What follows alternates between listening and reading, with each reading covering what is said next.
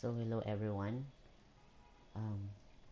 I made this video para kasi nag-struggle ko sa pag-summary sa inyong billing no kay by course ra ba atong actual dito din sa ato ang summary nga makita basing per campus lang siya.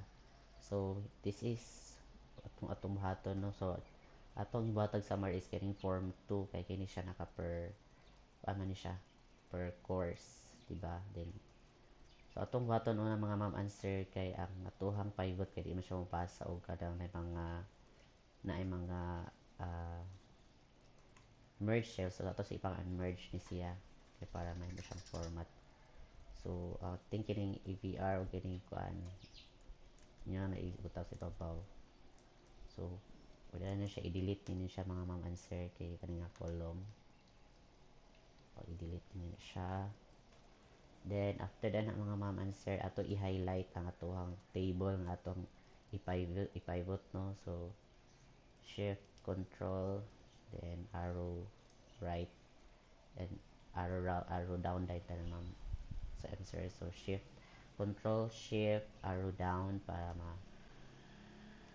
ma highlight ato tanan na table. Okay, so ana padulong na sa pinakaubos.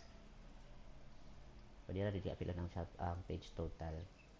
And then inyo dayon siyang ito mo sa insert may pivot table dire inyo nang i-click ang pivot table. Then yun na din ang i-choose katong table nga atong i-highlight. Then inyo na naka new worksheet ato ka sa new worksheet. So okay ka, so mo-generate siya sa other worksheet. So since ang ato kinahanglan mga answer is ang yamahang i-summarize ato siya per degree program. So per degree program ato butang sa row. And then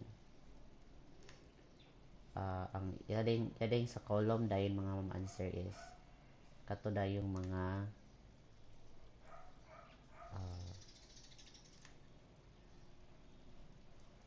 unsa nga mga tuition nga gipambayad, unsa nga mga unsa nga iyang gipang bayaran o gibill nato niyo no. So starting ta ani sa kaning academic units, tuition based and enrolled units, tuition fee based on enrolled academic units. So ato siya i-drag sa column. Oops, sorry, values di ay values ato siya ibutang mga answer. So start ta diha no. Then sa NSTP tayo drag diha. So ato na i-format niya mga answer kay uban naka-count o uban naka-sum. So dapat naka-sum siya. Pang drag sa nato ni siya sa atuhang values ang kaning mga gipang bayaran ang kaning atong i-bill. So drag nato na siya.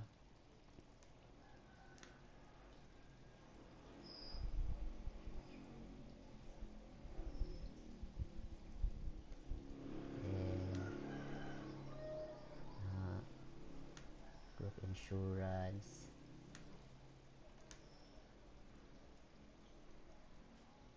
Pero yung i-check. Oops. Dapat i-speak ka sa siyang butang. Laboratory. Tabok siya. Dapat yan na siya.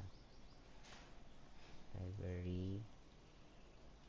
Medical. Registration fee.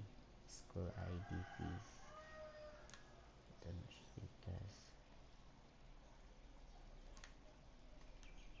Pwede pa rin total TOSF.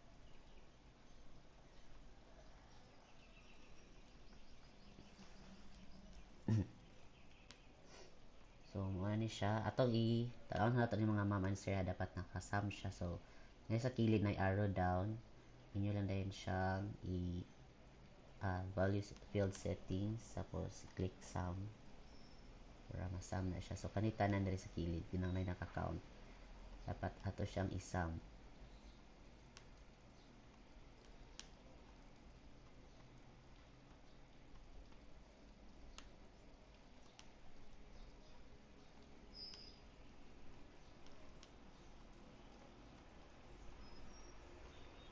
So kung tanaw ninyo nga wala na kana kayo naka-count. Usually kanay naka-count kay wala ni siya sulod nang i-count siya.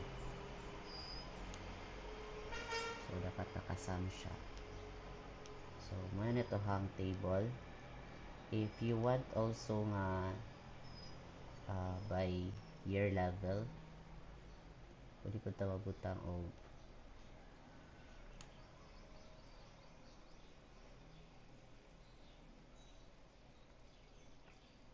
year level. Pwede po na ito siya naon. Pero I think dito sa TOSF is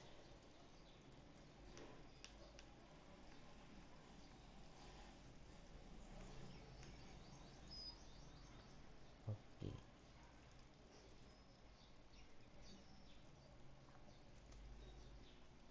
Wala siya naka-year level.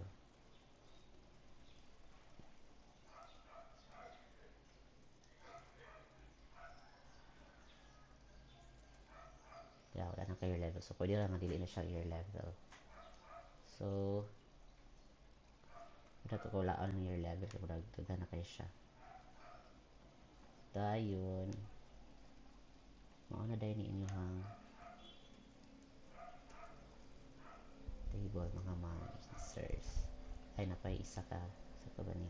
Arte.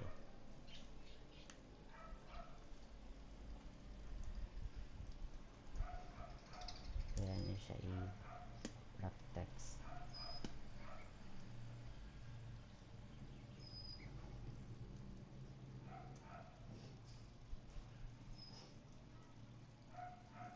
So, inyo na rin siya makita ang mga answer kung sa siya.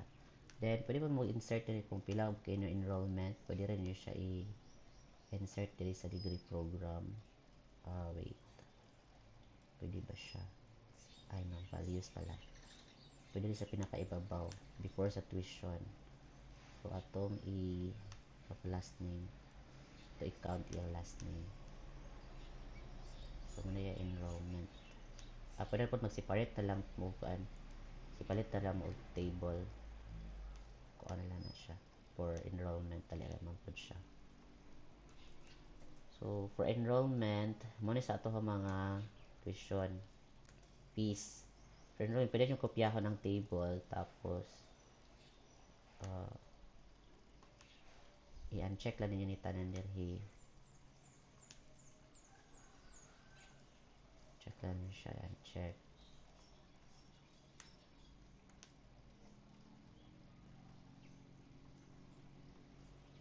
Pulihan nyo dahil sa pila ko enrollees. By your level and siya ninyo ibutang. So,